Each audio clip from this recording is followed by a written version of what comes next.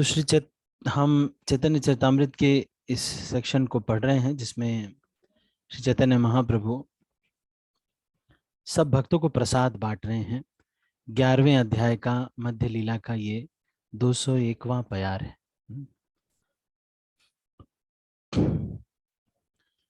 तो चैतन्य महाप्रभु सबको 3-3 गुना बांट रहे हैं और हाँ, फिर से चलना पड़ा। अच्छा अच्छा,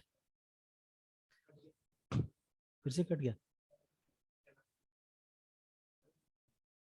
अच्छा चलो, मैं अपने मोबाइल से कर लेता हूँ। अब ठीक है?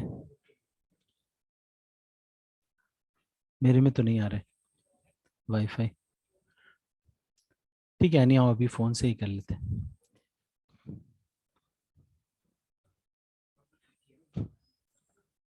हाँ, कुछ कभी कभी हो जाता है।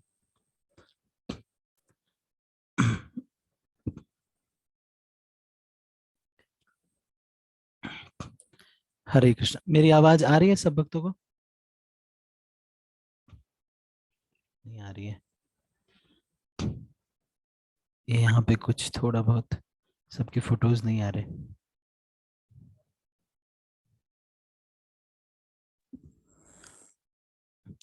तो श्री चैतन्य महाप्रभु से स्वरूप दामोदर गोस्वामी ये कहते हैं कि आप अगर प्रसाद नहीं लेंगे तो कोई और प्रसाद नहीं लेगा।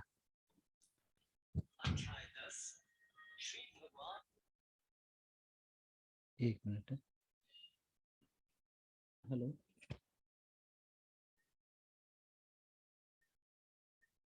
हाँ हाँ, क्यों नहीं। ठीक है जी, ओके ओके। हाँ, सारे भक्त अपने अपने हाथ परोसे हुए प्रसाद के ऊपर उठाए रहे क्योंकि वे महाप्रभु को पहले खाते हुए देखे बिना खाना नहीं चाह रहे थे। तब स्वरूप दामोदर गोस्वामी ने श्री चैतन्य महाप्रभु को सूचित किया, जब तक आप बैठेंगे नहीं और प्रसाद नहीं ग्रहण करेंगे तब तक कोई नहीं भोजन करेगा। गोपीनाथ आचार्य ने सारे सन्यासियों को आने और प्रसाद ग्रहण करने के लिए आमंत्रित किया जो आपके साथ रहते हैं। गोपीनाथ आचार्य सारे सन्यासियों को बांटने के लिए पर्याप्त प्रसाद लेकर पहले ही आ चुके हैं और परमानंद पुरी तथा ब्रह्मानंद भारती जैसे सन्यासी आपकी प्रतीक्षा कर रहे हैं। आप बैठ जाएं और नित्यानंद प्रभु के साथ भोजन करें। मैं प्रसाद सारे वैष्णवों को वितरित कर दूंगा।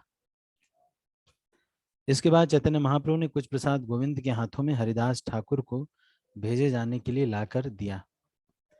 तब श्री चैतन्य महाप्रभु अन्य सन्यासियों के साथ, अच्छा इतने बिजी शेड्यूल में भी चैतन्य महाप्रभु को हरिदास ठाकुर का स्मरण है। चैतन्य महाप्रभु को हरिदास ठाकुर का, इतने सारे गेस्ट आए हुए हैं, सब कुछ हो रहा है, लेकिन चैतन्य महाप्रभु हरिदास ठाकुर को भूल नहीं रहे, उनके लिए प्रसाद भेजवा दिया। तब श्री चैतन्य महाप्रभु अन्य सन्यासियों के साथ भोजन करने बैठ गए और गोपीनाथ आचार्य बड़े ही हर्ष के साथ प्रसाद का वितरण करने लगे। इसके बाद स्वरूप दामोदर गोस्वामी, दामोदर पंडित तथा जगदानंद ने बड़े हर्ष से भक्तों को प्रसाद बांटा। तो प्रसाद डिस्ट्रीब्यूटर में कौन कौन है? स्वरूप दामोदर गोस्वामी, ये सन्यासी है। दामोदर पंडित, जगदानंद पंडित, सब सन्यासी। तो ये 3 सन्यासी लोग प्रसाद बांट रहे हैं। उन्होंने हर तरह की मिठाइयाँ तथा खीर भरपेट खाई और बीच बीच में हर्षित होकर हरि हरि के पवित्र नाम का उच्चारण किया गया। तो ऐसे प्रसाद लेना चाहिए, है? बीच बीच में हरि हरि, अब हम भी ऐसे नहीं ले पाते, बीच बीच में हरि हरि का उच्चारण करते हैं। प्रसाद खाते समय बीच बीच में भगवान हरि का नामोच्चारण करने की वैष्णवों में प्रथा है। साथ ही वे शरीर अविद्या जाल जैसे गीत भी गाते हैं। तो आप में से कितने भक्तों को महाप्रसादे गोविंदे मंत्र याद है? सबको याद होगा वैसे, एक दो कुछ भक्तों को नहीं याद होगा, है? कोई भक्त ऐसे भी हैं? महाप्रसादे गोविंदे मंत्र किसको किसको नहीं याद है? अरे किसको किसको याद है? अनीता आर्या माता जी को तो याद होगा। अनीता आर्या माता जी हैंड रेज नहीं किया? नहीं याद है? ओ, आप तो दीक्षित भक्त है, आपको तो याद होना चाहिए। हम्म। आशा आर्या माता जी, महाप्रसादे गोविंदे मंत्र नहीं याद है आपको? याद है ना सबको? अच्छा। रामचंद्र देव प्रभु, रासरूप प्रभु, इन लोग को तो याद ही होगा। उमेश प्रभु, आप लोग को नहीं याद है? महा उत्तम बिरादर माता जी, लता मोरे, लता मोरे माता जी, आपको नहीं याद है? नहीं याद होना चाहिए, याद होगा ये सब तो ये महाप्रसादे गोविंदे जो प्रार्थना है, ये हर एक भक्त को याद होना चाहिए। कोई भक्त इसको ग्रुप में डाल सकते हैं, है ना? नहीं, महाप्रसादे गोविंदे इसको ग्रुप में शेयर कर देंगे ताकि सबको याद हो जाए। और हरि हरि का उच्चारण करना चाहिए। हम्म। जो लोग प्रसाद ग्रहण करते हैं उन्हें सदा स्मरण रखना चाहिए कि प्रसाद सामान्य भोजन नहीं है, प्रसाद दिव्य होता है। अतः स्मरण, हमें स्मरण रखना चाहिए। महाप्रसादे गोविंदे नाम ब्राह्मणी वैष्णवे स्वल्प पुण्य वताम राजन विश्वासो नैव जायते। तो ये जो श्लोक है इसका मतलब क्या है? जो लोग पुण्यशाली नहीं हैं वे महाप्रसाद तथा भगवान के पवित्र नाम का महत्व नहीं समझते। प्रसाद तथा भगवान नाम जो है, महाप्रसादे गोविंदे नाम ब्रह्मणी वैष्णवे, ये तीन चीजों में विश्वास पुण्यवान व्यक्ति को ही हो पाता है। मतलब वैष्णव को देख करके कोई महान समझे, चैंटिंग को बहुत वैल्यू देना, वैष्णवों को बहुत वैल्यू देना और महाप्रसाद को वैल्यू देना, ये तीन चीज को अगर कोई वैल्यू दे रहा है इसका मतलब वो पुण्यवान व्यक्ति है। जो पुण्यवान नहीं होगा वो सोचेगा क्या जरूरत है किसी भक्त को फोन करने की, हम तो खरीद लेंगे, ऑफर कर लेंगे उसको, ये भी तो प्रसाद है। तो ऐसे लोगों को ये नहीं पता है कि भक्त के घर में जो प्रसाद बना होता है, उसको भोग लगाया होता है, भक्तों के द्वारा बनाया होता है, वो वास्तविक महाप्रसाद होता है। जो भगवान को भोग लगाया है।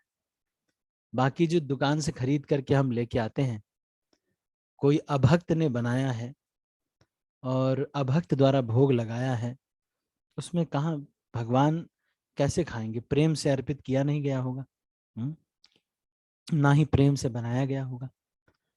तो इसीलिए महाप्रसाद को वैल्यू, जैसे मान लो किसी की नौकरी लग गई बैंगलोर में, तो वो बोलते हैं प्रभु जी होटल में हम बिना प्याज लहसुन का बनवा लेते हैं और उसी को खा लेते हैं। एक दो दिन के लिए तो ठीक है, लेकिन अगर वहां पे कहीं बेस है या कोई मंदिर है या सेंटर है, तो भले चाहे वहां पे 100 रुपए लग रहे हों, लेकिन वहीं जा करके प्रसाद लेना चाहिए। क्योंकि महाप्रसाद को वैल्यू करना, वैल्यू करने का मतलब है कि उसके लिए सेक्रीफाइस करना है ना। नहीं, तो महाप्रसाद, वैष्णव और चैंटिंग, ये तीन चीज को वैल्यू करने वाले लोग बहुत पुण्यवान लोग हैं। महाप्रसादे गोविंदे नाम ब्राह्मणी और वैष्णवे। गोविंद का महाप्रसाद, नाम ब्रह्म मतलब हरिनाम, और वैष्णव, इन तीनों में स्वल्प पुण्यवताम राजन विश्वासो नैव जायते। जो थोड़े पुण्य वाले हैं, हे राजन, हे राजा युधिष्ठिर, इन लोगों में कभी श्रद्धा नहीं आएगी। तीन चीजों में श्रद्धा केवल बहुत पुण्य जो किए रहते हैं उनको आती है। कई लोग ऐसे होते हैं, मैंने देखा है कि प्रसाद अगर है तो वो जरूर उसको ले लेंगे, और कोई लोगों को बाहर के गुलाब जामुन में और भक्तों के घर के गुलाब जामुन में अंतर नहीं महसूस होता। उनको लगता है बाहर का भी वो ठीक ही है, वही गुलाब जामुन है, भक्त के घर पे जो गुलाब जामुन हो तो एक ही है गुलाब जामुन। एक नहीं है, दोनों में जमीन आसमान का अंतर है। इसलिए आजकल हमारे एक नीलेश प्रभु हैं हैदराबाद में, उन्होंने एक नया वो चलाया हुआ है, उनका नंबर 922 कुछ करके है, पहले मेरे पास भी उन्होंने तो मैं ट्रैवल करता था तो काफी प्रसाद प्रोवाइड करते थे। लेकिन जब अब तो उन्होंने एक कंपनी के जैसे खोल लिया है, प्रसाद सर्विस टू डिवोटीज। स्टेशन पे कहीं भी कभी भी पूरे इंडिया में आपको प्रसाद चाहिए, भक्तों के द्वारा बनाया हुआ भोग लगाया हुआ प्रसाद, पर प्लेट शायद वो कुछ 80 रुपए लेते हैं, 70 रुपए। और फर्स्ट क्लास 2 सब्जियां, दाल चावल मिठाई सब कुछ के साथ भक्तों के द्वारा बनाया भोग लगाया हुआ प्रसाद आपको मिल जाएगा। लेकिन प्रसाद के लिए सैक्रिफाइस करना चाहिए, तभी तो इसका मतलब वैल्यू हुआ।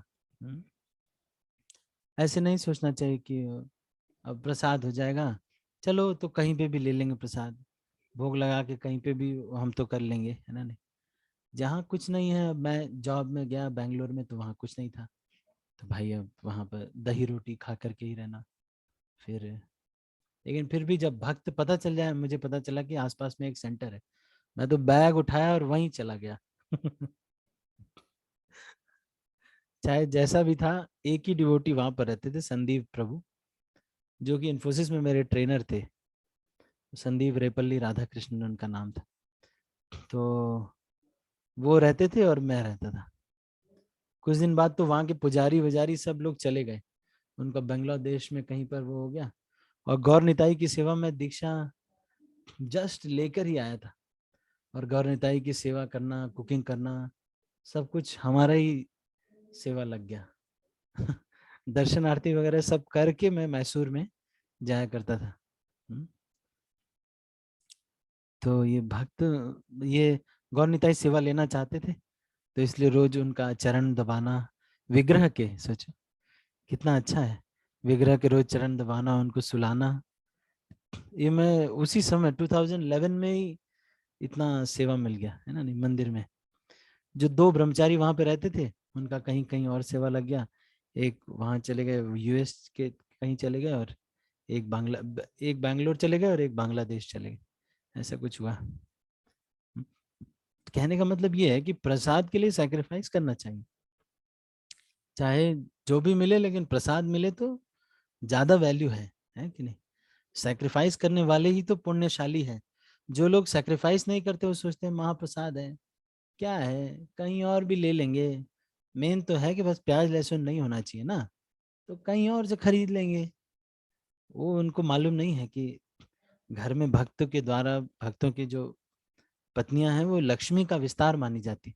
आप शास्त्र पढ़ेंगे, चैतन्य भागवत में लिखा हुआ है कि जो भक्त हैं उनकी पत्नियां लक्ष्मी का विस्तार है ना। नहीं, तो उनके द्वारा बनाया हुआ प्रसाद आप लोगे, वो ज्यादा ठीक है। या फिर भक्त मंदिर में जो बनाते हैं, भक्त में ब्रह्मचारी लोग बनाते हैं, वो प्रसाद बढ़िया, ज्यादा हाई क्वालिटी है।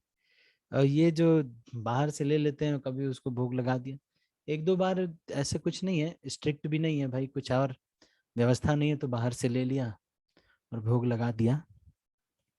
लेकिन फिर भी वैल्यू करना चाहिए, भक्तों को वैल्यू करना चाहिए, और भगवान के नाम के लिए एक्सक्लूसिवली टाइम देना, तभी तो वैल्यू माना जाएगा।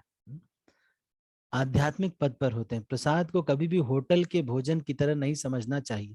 देखो शिला प्रभुपाद ये कह रहे हैं, जो मैं लेक्चर दे रहा हूँ वही आगे शिला प्रभुपाद कह रहे हैं। प्रसाद तथा भगवान नाम दोनों ही ब्रह्म अर्थात आध्यात्मिक पद पर होते हैं। प्रसाद को कभी भी होटल के भोजन की तरह नहीं समझना चाहिए। साथ ही अर्चा विग्रह को अर्पित नहीं किए गए भोजन को छूना तक नहीं चाहिए। जो भोग नहीं लगाया है उसको तो छूना भी नहीं चाहिए। देखो कह रहे हैं कितना स्ट्रिक्ट है प्रसाद के लिए। प्रत्येक वैष्णव इस नियम का दृढ़ता से पालन करता है और प्रसाद के अतिरिक्त कोई अन्य भोजन नहीं ग्रहण करना चाहिए। तो प्रसाद ग्रहण करना बहुत आवश्यक है, भोग लगाना बहुत जरूरी है। बिना भोग लगाए नहीं ग्रहण करना चाहिए। कभी अगर आप कहीं पर हैं तो जगन्नाथ जी के चावल अपने पास रखिए, तुलसी रखिए, कुछ भी करके ऐसी स्थिति में जहाँ भोग नहीं लगाया जा सकता तो वहां पर इस तरह से कर लीजिए। लेकिन फिर भी हमको कोशिश यही करना चाहिए कि बहुत क्रिटिकल अगर सिचुएशन है तो फल खा लीजिए, दूध पी लीजिए, ये ले लीजिए। लेकिन अगर कुकिंग हुई है तब तो, आग लगा करके अगर कुकिंग होती है तब तो भोग लगाना चाहिए। मनुष्य को प्रसाद श्रद्धा पूर्वक ग्रहण करना चाहिए, भगवान के पवित्र नाम का कीर्तन करना चाहिए और मंदिर में अर्चा विग्रह की पूजा करनी चाहिए। और हमेशा ध्यान रखना चाहिए कि अर्चा विग्रह, महाप्रसाद तथा पवित्र भगवान नाम भौतिक नहीं है। अर्चा विग्रह की पूजा करके, प्रसाद खाकर तथा हरे कृष्ण महामंत्र का कीर्तन करके मनुष्य सदैव आध्यात्मिक पद पर बना रह सकता है। तो आपको 3 तरीके हैं ये। कभी भी आपको लगता है कि आध्यात्मिकता में आप रुचि कम हो रही है या स्पिरिचुअल कॉन्शियसनेस में रुचि कम हो रही है, तो ये 3 चीज करके देखिए। एक तो अर्चा विग्रह की पूजा, दूसरा प्रसाद खाइए, तीसरा हरे कृष्ण महामंत्र का जोर जोर से कीर्तन कीजिए। तुरंत आप फिर से आध्यात्मिक पद पर आ जाएंगे।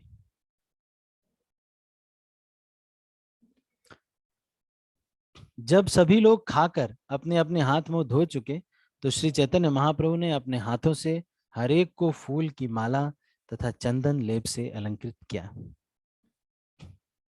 इस प्रकार प्रसाद ग्रहण करने के बाद वे सब अपने अपने वास स्थानों में विश्राम करने चले गए और संध्या समय वे फिर महाप्रभु से मिलने आए। उसी समय रामानंद राय भी चैतन्य महाप्रभु से भेंट करने आए और महाप्रभु ने सभी वैष्णवों से उनका परिचय कराने के लिए इस अवसर का लाभ उठाया। तब महाप्रभु श्री चैतन्य महापुरुष श्री चैतन्य महाप्रभु उन सबको जगन्नाथ मंदिर ले गए। वहां उन्होंने भगवान के पवित्र नाम का कीर्तन प्रारंभ कर दिया। भगवान की धूप आरती देखने के बाद सबने संकीर्तन प्रारंभ किया। तब पड़ीछा मंदिर की देखभाल करने वाला आया और उसने एक हरेक को फूल माला तथा चंदन लेप किया। तो ये वेलकम करने का एक तरीका है, फूल माला और चंदन। तो हमारे जो वैष्णव लोग हैं, वैष्णव लोग कैसे वेलकम करते हैं? एक तो नरसिंह ऑयल लगाते हैं, दूसरा क्या लगाते हैं, फूल माला पहनाते हैं, तीसरा चंदन लेप करते हैं और कीर्तन करते रहते हैं। वहां वेलकम का बोर्ड लगा देते हैं कई लोग। इस तरह से स्वागत करने का तरीका है। चारों दिशाओं में संकीर्तन करने के लिए 4 टोलियां बनाई गईं। उन चारों के बीच माता शची के पुत्र महाप्रभु स्वयं नृत्य कर रहे थे। चारों टोलियों के पास 8 मृदंग,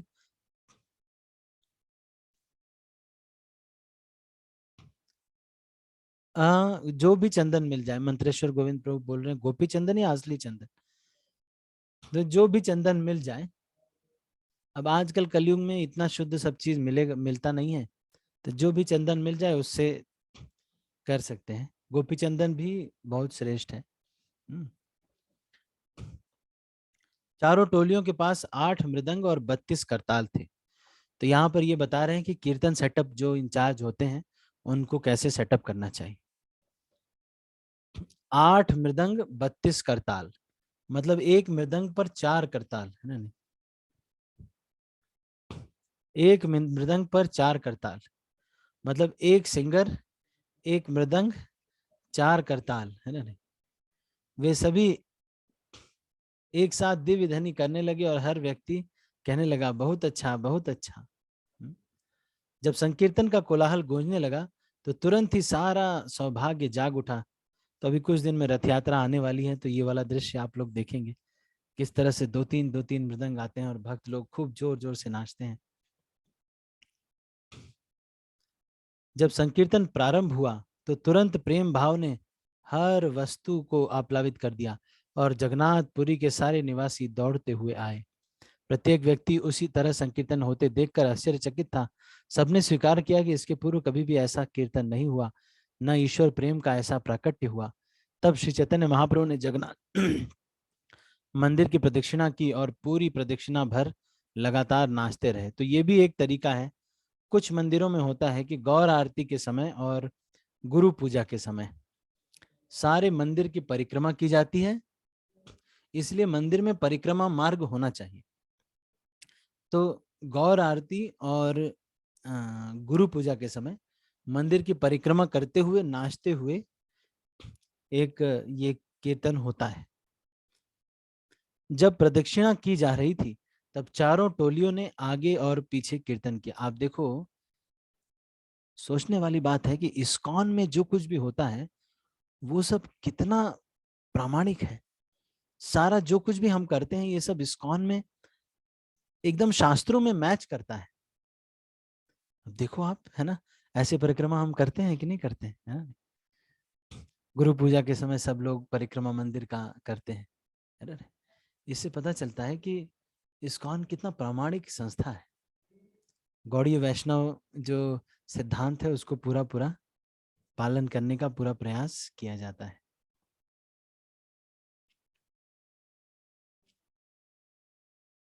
जब श्री चैतन्य महाप्रभु भूमि पर गिर पड़े तो नित्यानंद प्रभु ने उन्हें उठा लिया। जब कीर्तन चल रहा था तब श्री चैतन्य महाप्रभु ने के शरीर में प्रेम विकार उत्पन्न हुआ, अश्रु, हर्ष, कंप, प्रस्वेद, गंभीर हुंकार। इन विकारों को देखकर वहां उपस्थित सारे लोग आश्चर्यचकित हो गए। महाप्रभु के नेत्रों से अश्रु की धारा तेजी से निकल पड़ी, मानो पिचकारी की पानी से पानी निकल रहा हो। तो इतनी इतनी इतने आंसू निकल रहे थे चैतन्य महाप्रभु। उनके चारों ओर खड़े लोग उनके अश्रुओं से भीग गए। मंदिर की प्रदक्षिणा करने के बाद श्री चैतन्य महाप्रभु कुछ समय तक मंदिर के पीछे रहे और उन्होंने अपना संकीर्तन जारी रखा।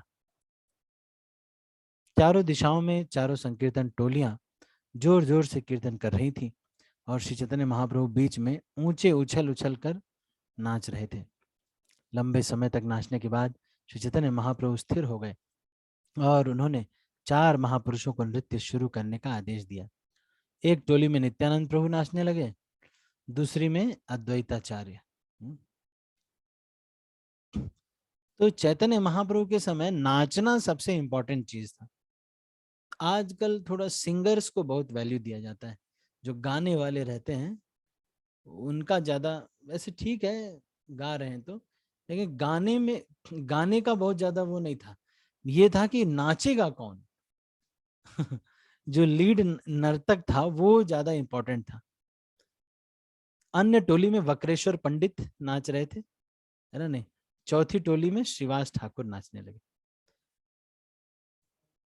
तो ये नाचने पे मतलब आजकल नाचने का कोई वो नहीं, शेड्यूल नहीं बनाया जाता है कि इस टोली में ये नाचेंगे, है ना? नहीं, यहाँ पर ये नाचेंगे, ऐसा नहीं।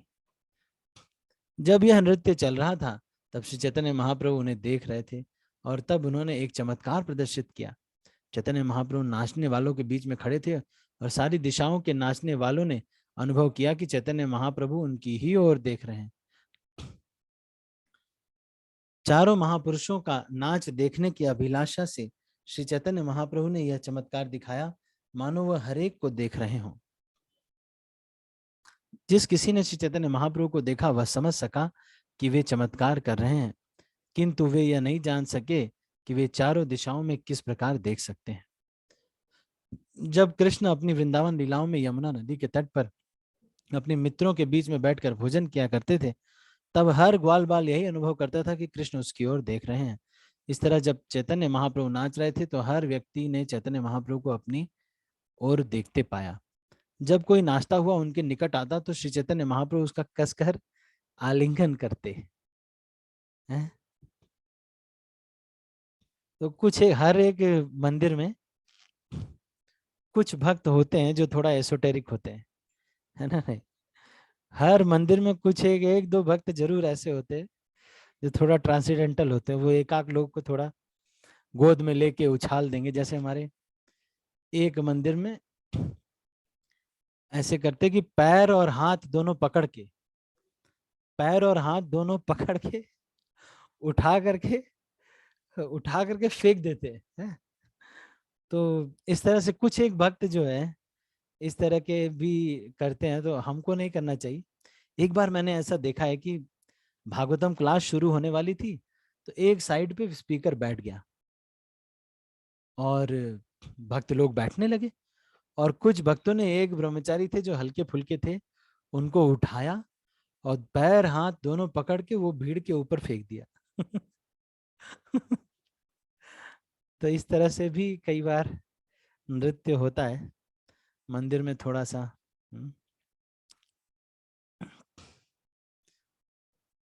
महानृत्य, महाप्रेम तथा महासंकीर्तन देखकर जगन्नाथपुरी के सारे लोग प्रेम के सागर में तैरने लगे। संकीर्तन की महानता को सुनकर राजा प्रताप रुद्र अपने महल के ऊपर चढ़ गए और उन्होंने अपने निजी संगियों सहित संकीर्तन होते देखा। राजा महाप्रभु को कीर्तन देखकर अत्यंत आश्चर्यचकित थे। महाप्रभु से मिलने की उनकी उत्कंठा अत्यधिक बढ़ गई। जब संकीर्तन समाप्त हो गया तब चैतन्य महाप्रभु ने भगवान जगन्नाथ के अर्चा विग्रह पर पुष्प अर्पित होते देखा। तो ये देख रहे हैं आप, होते देखा। तो फिर वे तथा सारे वैष्णव अपने निवास स्थान लौट गए। तत्पश्चात मंदिर की देखरेख करने वाला अध्यक्ष काफी मात्रा में प्रसाद ले आया, जिसे चैतन्य महाप्रभु ने अपने हाथों से सारे भक्तों को बांटा। एक चीज और सीखने वाली बात है कि महाप्रसाद जब मिलता है तो बांटना चाहिए, ये नहीं कि भर भर के खुद ही खा लेना चाहिए। जो मंदिर से महाप्रसाद मिलता है उसको बांटना चाहिए। तो बाकी जो भोग लगाते हैं आप अपने घर में कुछ है तो उसको फिर आप खा लीजिए, है ना। नहीं, लेकिन जो भगवान की थाली से अगर मंदिर से कोई महाप्रसाद मिल रहा है आपको, मान लो एक दोने में मिला है, तो आप उसको क्या करना चाहिए, उसको थोड़ा थोड़ा ज्यादा लोगों को बांटना चाहिए। ये नहीं कि सारा 2-3 दोना मिला आपको, सारा खुद ही खा गए, है। महाप्रसाद है जो मंदिर से आया है, तो उसमें बहुत कृपा है, तो उसको ज्यादातर लोगों को बांटने का प्रयास करना चाहिए, है ना। नहीं, जैसे चरणामृत किसी दिन एक्स्ट्रा हो जाता है तो मंदिर में कहते हैं कि बोतलें भर लो आप, तो आपको पूरे कॉलोनी में फिर उस दिन चरणामृत बांटना चाहिए। सबके यहाँ खटखटा कर हरे कृष्णा हम लोग मंदिर गए थे, ये लीजिए चरणामृत लीजिए। इस तरह से बांटना चाहिए। जब तक भक्तगण जगन्नाथपुरी में चैतन्य महाप्रभु के साथ रहे तब तक प्रतिदिन बड़ी हर्ष के साथ संकीर्तन लीला चलती रही। इस तरह महाप्रभु ने संकीर्तन लीला का वर्णन, मैंने महाप्रभु की संकीर्तन लीला का वर्णन किया है, और मैं हर एक को यही आशीर्वाद देता हूँ कि यह विवरण सुनकर प्रत्येक व्यक्ति निश्चित रूप से श्री चैतन्य महाप्रभु का दास बन जाएगा। श्री रूप तथा श्री रघुनाथ के चरण कमलों की वंदना करते हुए तथा सदैव उनकी कृपा की आकांक्षा करते हुए मैं कृष्णदास उनके चरण चिन्हों पर चलते हुए श्री चैतन्य चरितामृत का वर्णन कर रहा हूँ। इस तरह श्री चैतन्य चरितामृत मध्य लीला के 11वें अध्याय का भक्ति वेदांत तात्पर्य पूर्ण हुआ, जिसमें श्री चैतन्य महाप्रभु की बेड़ा कीर्तन लीलाओं का वर्णन हुआ है।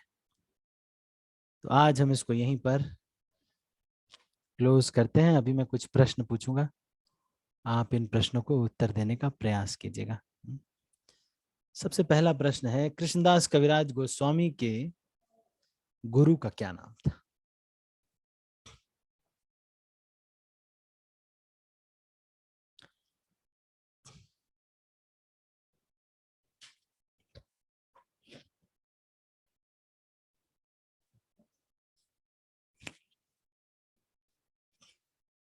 पहला प्रश्न है, कृष्णदास कविराज गोस्वामी के गुरु का क्या नाम था? बस 2 भक्त, और कोई नहीं?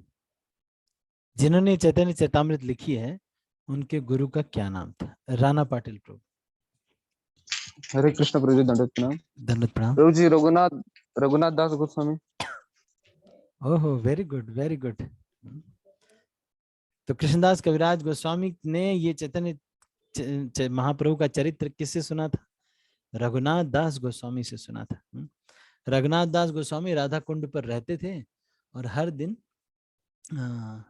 वहां पर क्लास करते थे। तो वो क्लास में कृष्णदास कविराज गोस्वामी भी बैठ करके क्लास सुना करते थे।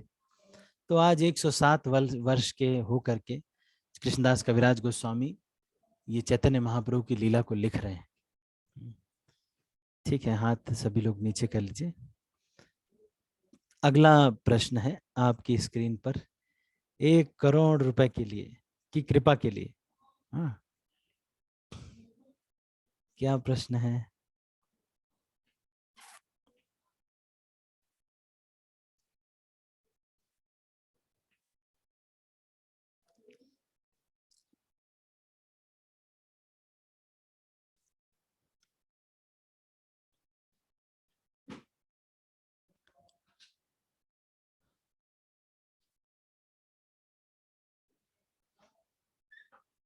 श्री चैतन्य महाप्रभु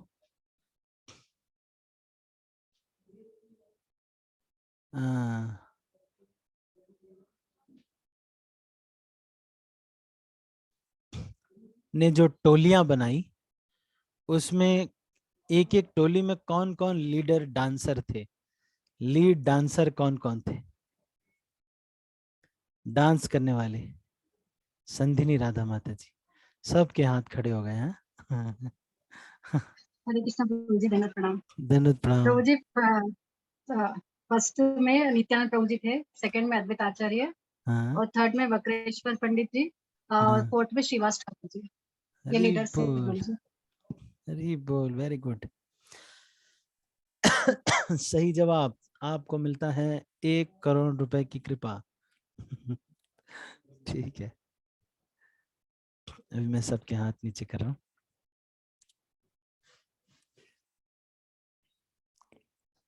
ठीक है, अगला प्रश्न है,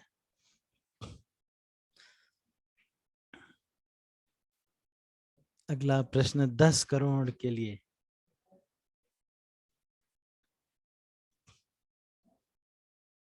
10 करोड़ की कृपा के लिए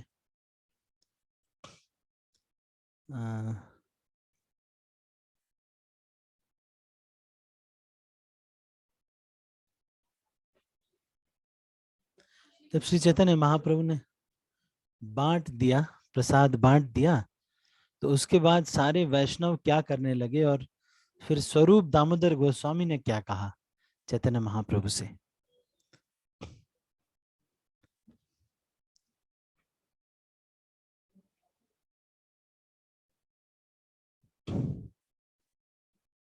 हाँ, मेहुल प्रभु।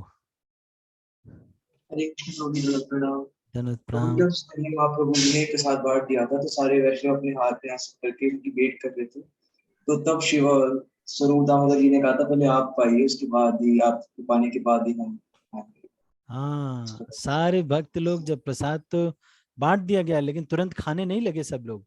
सब लोग इंतजार कर रहे थे, मर्यादा को देख रहे थे कि नहीं, चैतन्य महाप्रभु ने नहीं खाया, भले ये सन्यासी हैं बांट रहे हैं, लेकिन इन्होंने नहीं खाया है, तो हम कैसे खा लें?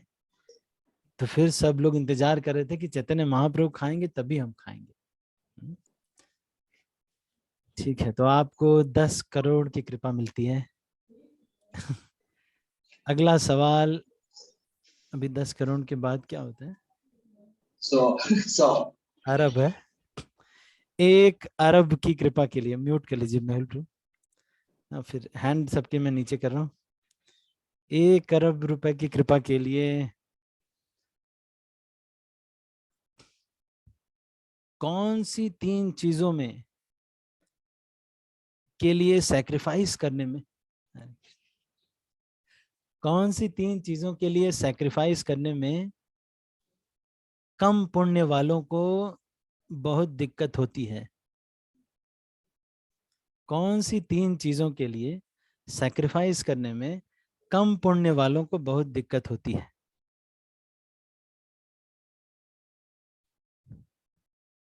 मंत्रेश्वर गोविंद प्रभु। हरे कृष्ण प्रभु जी, धन्यवाद प्रणाम। धन्यवाद प्रणाम। विग्रह सेवा, महाप्रसाद और नाम जप। विग्रह सेवा, महाप्रसाद और नाम जप। अच्छा, अनीता माता जी, आप इनको हेल्प करोगे थोड़ा? अनीता माता जी। हरे कृष्ण प्रभु जी, धन्यवाद प्रणाम। धन्यवाद प्रणाम।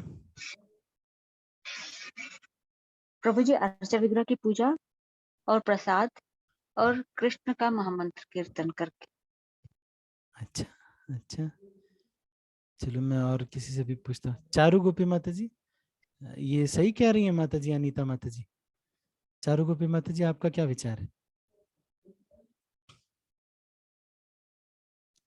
चारू गोपी माता जी,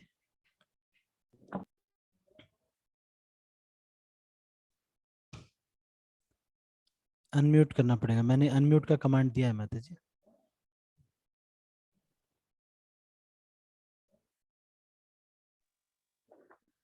महाप्रसाद, अर्चा विग्रह पूजा और हरिनाम संकीर्तन। अच्छा अच्छा, ठीक है, अभी गुड स्टूडेंट से पूछ लें क्या हम? चलो अच्छा, पावनी ज्योति माता जी। हरे कृष्ण प्रभु जी, धन्यवाद प्रणाम। धन्यवाद प्रणाम। महाप्रसाद, हरिनाम, वैष्णव। वैष्णव। हाँ, जो लोग कम पुण्य किए होते हैं, इन तीनों लोगों के लिए सैक्रिफाइस करने में उनको बहुत दिक्कत होती है। पुण्य कम किए रहते हैं तो उनको वैष्णव, महाप्रसाद और हरिनाम चैंटिंग जो है, इसके लिए वो सैक्रिफाइस करने में उनको वैल्यू नहीं रहती, हृदय में, उनके अंदर हृदय में वैल्यू नहीं रहती, तो इनको पुण्य कम होता है तो उनके यहाँ वैल्यू नहीं रहती। इसलिए कभी सैक्रिफाइस करने के लिए कह दो कि अब देखो बैंगलोर जा रहे हो, खरीद के खा लेना, तो कहेंगे हाँ हाँ खरीद के खा लेना, कोई भक्तों के संग की जरूरत नहीं है। भक्तों से क्यों कहना महाप्रसाद मैं नहीं, मैं तो ऐसे ही पिज्जा में से प्याज निकाल के खा लूंगा भोग लगा दूंगा, है ना। नहीं, उनको ज्यादा वैल्यू नहीं है महाप्रसाद की, है ना। नहीं, महाप्रसाद मतलब भक्त के द्वारा बनाया हुआ, भोग लगाया हुआ भक्तों के द्वारा, उसका एक अलग ही तो सैक्रिफाइस नहीं करेंगे। या कोई वैष्णव देखेंगे तो उनके लिए भी पुण्य कम है, तो ये तीन चीज के लिए सैक्रिफाइस करने में बहुत दिक्कत होगी उनको। एक तो वैष्णवों के लिए, दूसरा हरि नाम के लिए, उनको लगेगा आज क्या नहीं हुई माला, कल कर लेंगे, माला ही क्या है, पुण्य कम होगा ना, ऐसे लोग यही करेंगे। और जो है माला की वैल्यू कम होगी इनके आंखों में, और इनकी आंखों में वैष्णवों की भी वैल्यू बहुत कम होगी। तो वैष्णव है ठीक है, वैष्णव है तो क्या करें। एक बार मैं बनारस में जा रहा था, एक वैष्णव मुझे साइकिल पे दिखे, मैं गाड़ी में था, अरे मैंने देखा तुरंत गाड़ी रोका, हरी बोल दंडवत पड़ा, कहाँ मिले आप, कैसे मिल गए, है कि नहीं। वैष्णव लोग मिल रहे हैं कि नहीं। तो ये जो पुण्य कम रहता है उनको ये तीन चीजों को के लिए सैक्रिफाइस करने में दिक्कत होती है। एक तो महाप्रसाद के लिए, दूसरा वैष्णव के लिए, तीसरा हरिनाम के लिए। तो ये 1 अरब रुपए की कृपा मिलती है पावनी ज्योति माता जी, और हमारे अनीता माता जी को भी थोड़ा बहुत अब शेयर कर लेना आप लोग थोड़ा थोड़ा, है कि नहीं। और हमारे वो इससे पहले इससे पहले मैंने राणा पाटिल प्रभु से पूछा, चारू गोपी माता जी, हाँ तो आप शेयर कर लेना माता जी, आप तो जलगांव में हो, वहीं से शेयर कर लेना, ठीक है। अगला प्रश्न है 10 अरब की कृपा के लिए, अच्छा नहीं अभी, चलो। प्रसाद डिस्ट्रीब्यूशन की जिम्मेदारी किन 3 सन्यासियों को दी गई थी, प्रसाद बांटने की जिम्मेदारी, और भक्त लोग प्रसाद पाते पाते क्या कर रहे थे।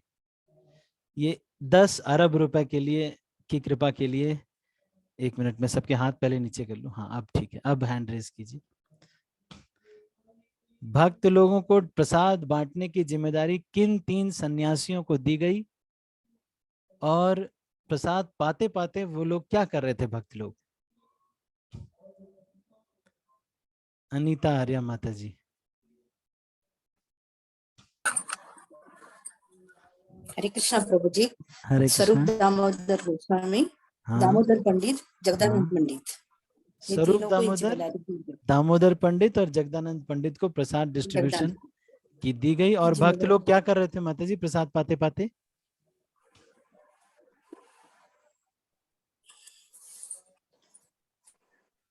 हाँ? चलो ठीक है, आपको 5 अरब मिल जाएगा आधा क्वेश्चन आंसर, ठीक है। एक उमेश प्रभु बताएंगे, उमेश प्रभु।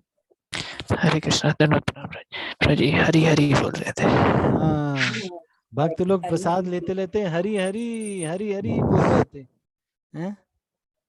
तो ये इस तरह से हमारा ये अध्याय जो है संपूर्ण होता है। अब मैं सबके हाथ नीचे कर रहा हूँ, यदि आपका कोई प्रश्न है तो हमारे पास 6 मिनट है, आप प्रश्न पूछ सकते हैं, हैंड रेज कर सकते हैं, मैं फिर आपको अनम्यूट करूंगा।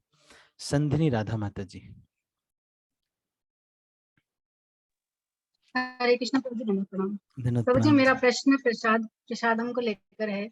अभी प्रभुपाद जी परपट में लिख रहे थे कि सिर्फ प्रसाद ही खाना है, बट जो जैसा कि कीर्तन में हम कहीं भी जाते या घर पर ही करते तो नॉन डिवोटी से बनाना पड़ता। प्रभु जी, इतने सारे लोग का तो हम बना नहीं सकते, लेकिन भगवान को तो ऑफर होता है।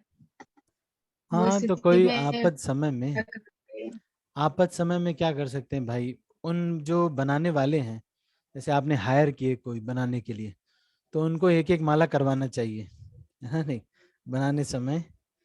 और भोग लगाने के लिए किसी ब्राह्मण दीक्षित व्यक्ति को बुलाना चाहिए, या फिर कोई ऐसा मतलब वैसे कोई भी लगा सकते हैं, लेकिन कोशिश यही करना चाहिए कि जो ऐसे लोग बनाते हैं, है ना, नहीं बाहर के लोग, क्योंकि भाई अब 1200-1500 लोगों का तो माता जी लोग तो बना नहीं पाएंगे, है ना। तो फिर उनके लिए तो बाहर से ही तो ऐसे करना चाहिए, एक तो उनको 1-2 माला करवानी चाहिए कम से कम थोड़ा, है ना नहीं। फिर उसके बाद इस तरह से करके, और जहाँ वो प्रसाद बना रहे हो वहां पे हरे कृष्णा कीर्तन लगा दो, हरे कृष्णा हरे कृष्णा। और उनको भी बोलो कि थोड़ा शुद्ध शुद्ध बनाओ, हाथ वाथ बार बार ये नहीं कि उसमें इधर उधर मिला रहे हैं, पसीना आ रहा है वो भी जा रहा है, उसी में सब कुछ जा रहा है। तो थोड़ा शुद्धता से बनाए, उसके बाद फिर उसको भगवान से प्रॉपरली भोग लगा करके। आपका सही प्रश्न है, आप प्रैक्टिकली सोच रहे हैं और सही प्रश्न पूछा है आपने कि भाई 1200-1500 लोगों का कहाँ घर पे बन पाता है। हाँ ये बात सही है। तो वैसे तो कोशिश यही करनी चाहिए, जैसे हमारे पूना मंदिर में इतने सारे ब्रह्मचारी हैं, तो वो लोग फिर पीबीटी वालों की जो नए भक्त हैं उनकी ड्यूटी लग जाती है, नए जो ब्रह्मचारी ज्वाइन करते हैं वो बनाते हैं, और शब्द ब्रह्म प्रभु जो हैं वो सीनियर ब्रह्मचारी हैं, तो वो इसको कोऑर्डिनेट करते हैं। तो ऐसा कुछ हो जाए। आजकल दिल्ली मंदिर में भी ये शुरू हो गया है कि कुकिंग जो है, जो मतलब ब्रह्मचारी लोग रहेंगे वरिष्ठ, उनके देख रेख में होगी, और इस तरह से हाँ ये सब करना तो चाहिए, क्योंकि भक्त बनाना तो भगवान के, ये जो भोग लगा रहे हैं तो ब्राह्मण दीक्षित हो तो बहुत ही अच्छा है कि नहीं। ठीक है माता जी, थोड़ा बहुत कर सकते हैं। और आप शादी वादी में अगर जाते हैं तो वो यही है, फिर जगन्नाथ जी के चावल वगैरह करना, और क्या। ठीक है माता जी।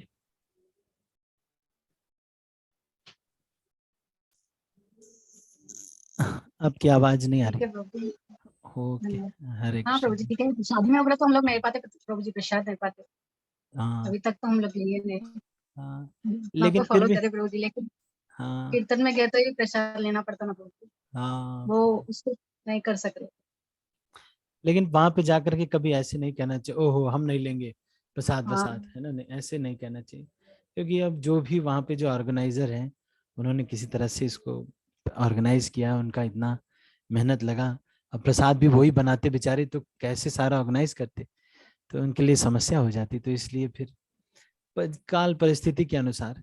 लेकिन हाँ जरूर कई भक्त ऐसे, जैसे हमारे एक भक्त हैं भक्ति आश्रय वैष्णव महाराज के असिस्टेंट है नंद व्रजपति प्रभु, वो 3 दिन नहीं खाएंगे, लेकिन खाएंगे तो प्रसाद खाएंगे, भक्तों के द्वारा बनाया हुआ भोग लगाया हुआ। नहीं तो 3 दिन भी नहीं खाएंगे, लेकिन खाएंगे तो भोग लगाया हुआ। ये बहुत मुश्किल है। वैसे 5 प्रश्न अभी बहुत लंबे हो रहे हैं, मुझे अभी निकलना है, तो अभी मैं ज्यादा प्रश्न नहीं लूंगा, है ना नहीं। ठीक है माता जी, है ना। हरे कृष्णा, प्रणाम। Hare Krishna, thank you so much. Anita माता जी जल्दी से बताइएगा। हरे कृष्ण प्रभु जी, धन्यवाद। धन्यवाद प्रणाम। प्रभु जी आपने कहा था अभी ये सैक्रिफाइस करने वाले कौन किस सैक्रिफाइस करना है प्रभु जी, वो समझ में जो नहीं लोग आया मुझे। पुण्यवान होंगे वही सैक्रिफाइस करेंगे।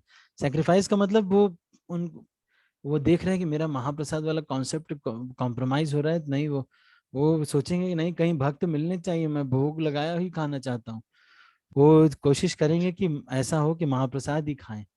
क्यों? क्योंकि सैक्रिफाइस इसलिए करना चाहते हैं, उनके मन में महाप्रसाद की बहुत वैल्यू है।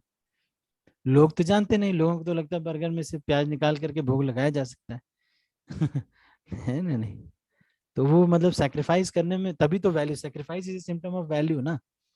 नहीं तो वैल्यू आप कर रहे हैं तो इसका मतलब क्या, पत्नी को वैल्यू करने का मतलब है उसके लिए सैक्रिफाइस करते हैं आप।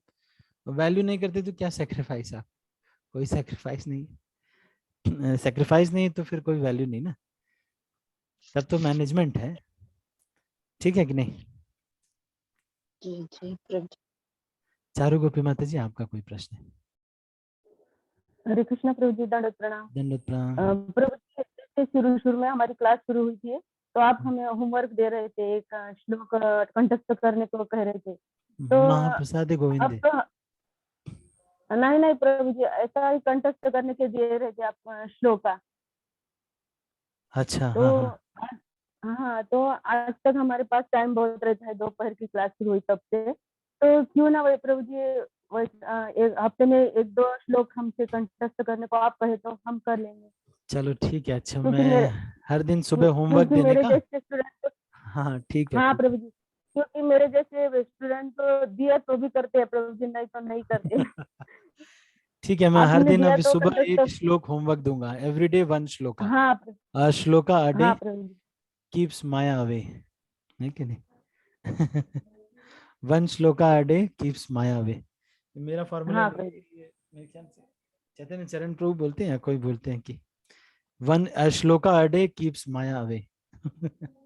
जैसे an apple a day keeps doctor away, वैसे एक श्लोक हर दिन माया को दूर रखता है। ठीक है, मैं इसको करूंगा माता जी। थैंक यू सो मच आपको हाँ रिमाइंड प्रभु जी, कराने के लिए। हरे, धन्यवाद प्रभु। ठीक है। कोमल शर्मा माता जी, आपका कोई प्रश्न है?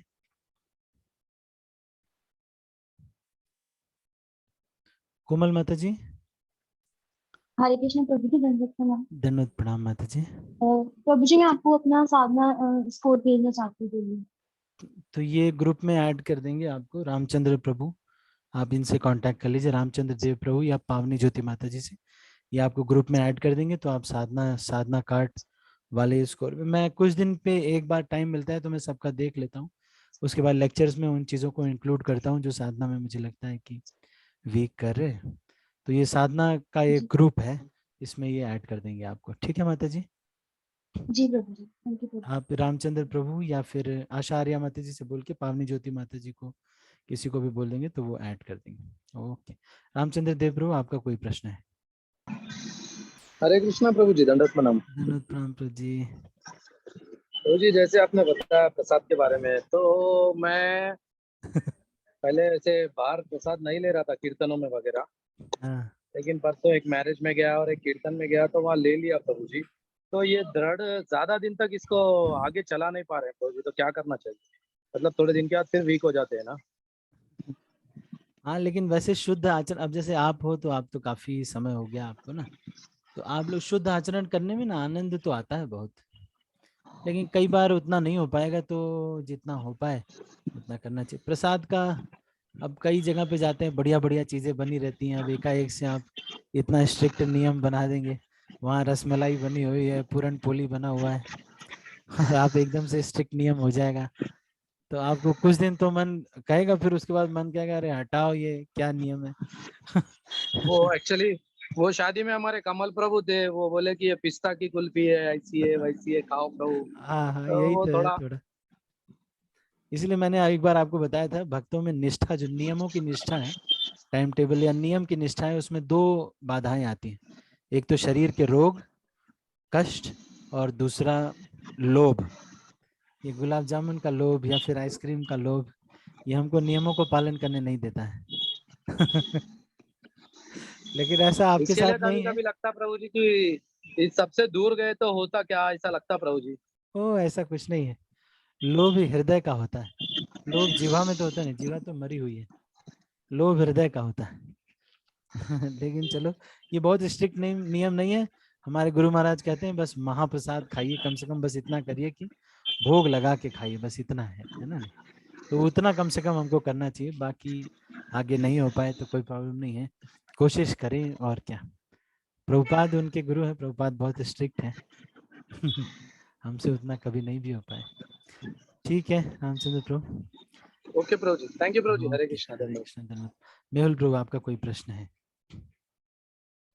हरे कृष्ण प्रभु जी, दंडवत प्रणाम। धन्यवाद, प्रणाम। प्रभु जी, कभी कभी ऐसा होता है कि जैसे घर पे इस प्रकार से होता है कि अड़ जाते हैं कि खाली खाली मॉर्निंग में जैसे होता है, हाँ जैसे जी, आपको हाँ पता है घर पे इतना नहीं पर फोटो, तो उस वक्त मैं बहुत ज्यादा अड़ जाता हूँ कि ऐसी थोड़ी, जो आप कहते हैं कि नहीं बहस करनी, नहीं बोलना, पर मैं उसको थोड़ा सा ऐसा हो जाता हूँ कि बस नहीं खाना तो नहीं, जिद्दी टाइप का, नहीं खाना तो अभी नहीं खाऊंगा, बाद में ही खाऊंगा, जो आप दे दोगे अब ऊपर जैसे आपने ये सिद्धांत सीख लिया, तो अब सिद्धांत सीख लिया आपने, तो आप जो है इसको पालन करने का पूरा प्रयास कीजिए, पर माता पिता का अपमान करके, किसी को वैष्णव का अपमान करके नहीं, ये ना करके दृढ़ता से पूरा पालन कीजिए। बहुत कोशिश कीजिए कि ऐसे मैं करता तो ठीक रहता, ऐसे ऐसे, लेकिन माता पिता को कभी पलट के बहुत ज्यादा इधर उधर नहीं बोलना चाहिए, क्योंकि उनका सेक्रीफाइस बहुत बड़ा होता है।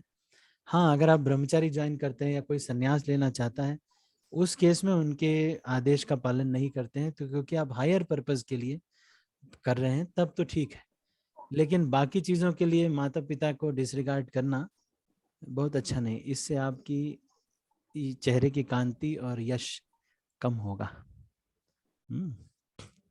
प्रभु जी ऐसे तो मतलब अगर उनकी हर बात ऐसे करने मानी तो फिर तो भूख लगाएंगे ही नहीं, कहेंगे ऐसी बातें। हाँ तो अगर चलो एक आप बार थोड़ा भी स्ट्रिक्ट रहिए, प्रैक्टिस में स्ट्रिक्ट रहना चाहिए, डिमीनर में हम्बल रहना चाहिए।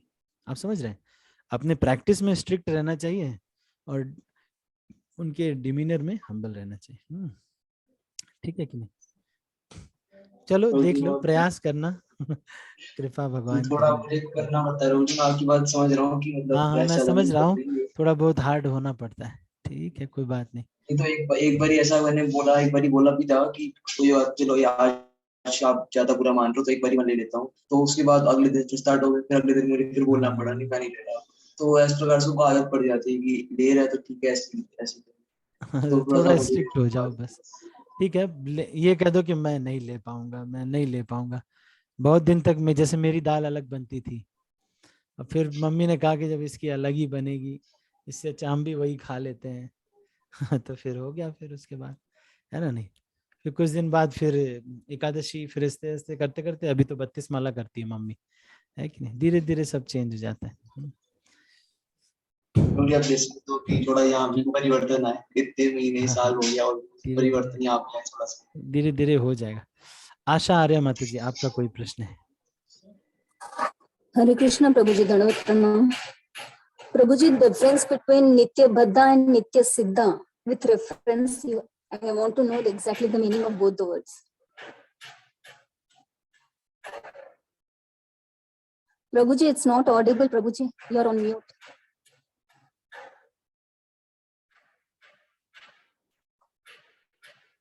Hare Krishna, Prabhu ji, you're on mute. I am saying that I'll answer this. This is a very important lecture. This is an important topic of who is a Nitya Siddha and who is a Nitya Baddha. So this is a very important thing. I'll answer it in the morning lecture. Is it okay? Okay, Prabhu ji. Thank you, Prabhu ji. Okay, Hare thank Krishna. you. If I forget in 2-3 days, you please inform me. Okay? Hare Krishna, Prabhu ji. Dandavat pranam. Okay, Dandavat pranam. पुष्टि रूपा माता जी, yes, you have a question. अच्छा, मिलने के लिए? अच्छा, हरे कृष्णा प्रभु जी। हरे कृष्णा, धन्यवाद प्रणाम। वही मैं भी माँ बाप के बारे में ही पूछने का था प्रभु। कोई ऐसा बहुत ही चीज करते माँ बाप को, तो कैसा उसको क्या होगा, कैसा होगा उसका, भक्ति के बारे में क्या होगा? अच्छा, एक बार मैं, अच्छा माता जी मुझे अभी निकलना है, तो मैं, चलो आप एक बार और कल परसों याद दिला देना, मैं इसको उत्तर दे दूंगा। ठीक है, अच्छी बात है प्रभु। हरे कृष्णा। हरे कृष्ण।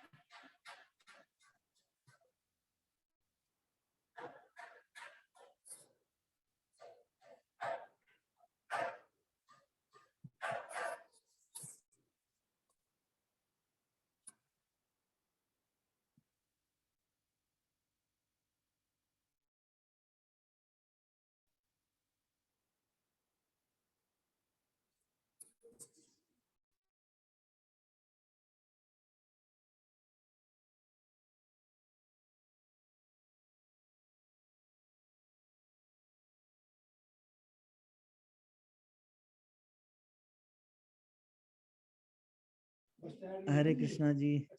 ठीक है, तो अभी हम इसको यहीं पर क्लोज करते हैं। Thank you so much. Hare Krishna.